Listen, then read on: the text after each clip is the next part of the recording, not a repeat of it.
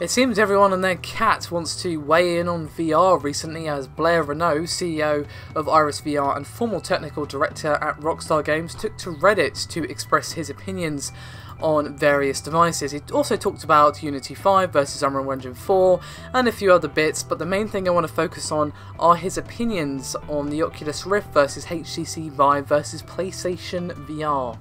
So let us begin with the Vive. And he says, quote, "Let me pick on the Vive a little bit. This thing is pretty neat. I can walk around, use motion controllers with pretty solid tracking. Resolution of the HMD, lenses and HMD are all comparable to the Rift. That being said, in its current state, I can't see a lot of people buying it, for a number of reasons. Lighthouse is pretty cool, but what a pain in the butt. Moving parts, lasers, mounted to the walls, cables everywhere. I can't see someone going on a website clicking buy awesome VR. And having the box that showed up at my place show up at theirs. Setup of the hardware is okay for trade shows, but it more than rivals IKEA furniture in the butt pain category. Battery is another issue. You get about 20 minutes of good use out of each of the Vive controllers before the battery starts to give out on you and you lose tracking. They take about 4 hours to charge and aren't the standard type you can buy at the corner store. Again, this is in its current state, and I'm sure it'll be much improved for the consumer version." Now, interesting comments, and I can certainly see where he's coming from when it comes to Lighthouse. Now, of course, as I've said many times now, the only VR I've actually had the chance to use is the Oculus Rift Development Kit 2. I haven't used the Vive or PlayStation VR yet. Of course, I will hopefully eventually, fingers crossed, but, you know, for now. But, thinking about it logically, you know, you've got all these things on the wall, wires everywhere. Yeah, I mean, while they can probably limit the amount of cables somehow, they're probably not going to be able to get rid of them entirely. I mean, yeah, they could have wireless, but again, the battery problem comes into play, and obviously they really need to sort out the battery life. Now, of course, as he himself pointed out, this is of kit that is still in development. The Vive is coming out at some point next year, that's all we know. So, you know, it could be another year for all we know before it comes out. I don't think it'll be that long, but, you know, I'm just saying, we just don't know, so it could change drastically, but it is valid concern, at least based on Lighthouse, that they do need to keep into consideration, and of course keep in mind ease of setup, I suppose. By the way, you can probably hear it in my voice, still got a cold at the moment, so if I'm off my game, that's probably why. Anyway, let's move on to the one I've tried, the Rift. And he said, quote, "The Rift, on the other hand, is light, elegant, and only takes up one display port and 2 USB ports, including tracking. The volume and accuracy of the tracking is pretty comparable to the Vive, and I'll explain why that doesn't matter as much as you think in a moment.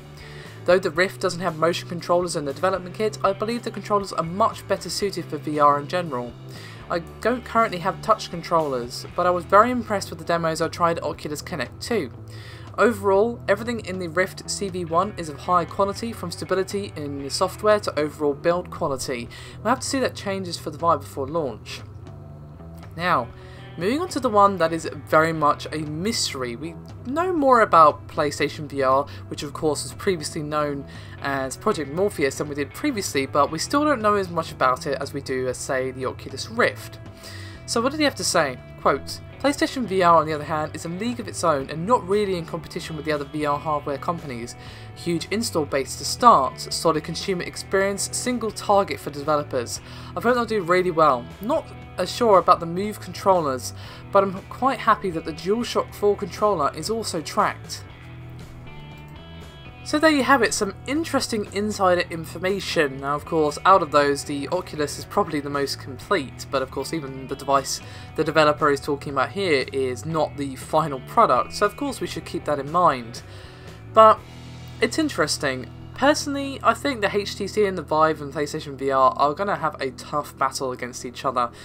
The developer has a good point about the PlayStation 4 install base, and of course all you need is a PlayStation 4 and your headset, you're good to go, and obviously controller, duh. And that's fine, you don't have to worry, whereas of course HTC and Vive, you've got to worry, you know, is my PC up to scratch, blah blah blah blah, and of course, you know, set up the Vive if you're going with the Lighthouse thing, and Oculus Rift, of course, the specifications for that aren't exactly light, so the PlayStation VR may have a small advantage there, but of course the HTC Vive and the Oculus Rift have an advantage of, well, they're on the PC, which of course has the potential, at least, depending on your setup, to be more powerful than the PlayStation 4. So it's going to be an interesting fight. It's going to be interesting to see if fan base or power actually wins out. We'll have to see. Of course, games are going to be pretty damn important. As I've said many times now, games make a console. You know, it's all well and good to say, oh, I have 1% more power or whatever. It doesn't matter to most people. They just want to know what games are on there, what exclusives are on there, and what does the other one have. And they will go with the one that will have the most games that interest them. That's how most people pick one. Or they'll go with the one that they previously bought because it will usually have, you know, the same games and the same franchises before. So obviously that's going to be a factor. But still. And that is of course another area where PS4 may have an advantage because Oculus and Vive are brand new. But, you know, they're going to have star systems and blah blah blah. I'm rambling a little bit, but you get my point. It's going to be a tough fight for all of them, I think. I don't think it's going to be a stomp on anyone's side. But of course I could be completely wrong. Do let me know your thoughts and opinions in the comments. I'll see you next time. Thanks for watching.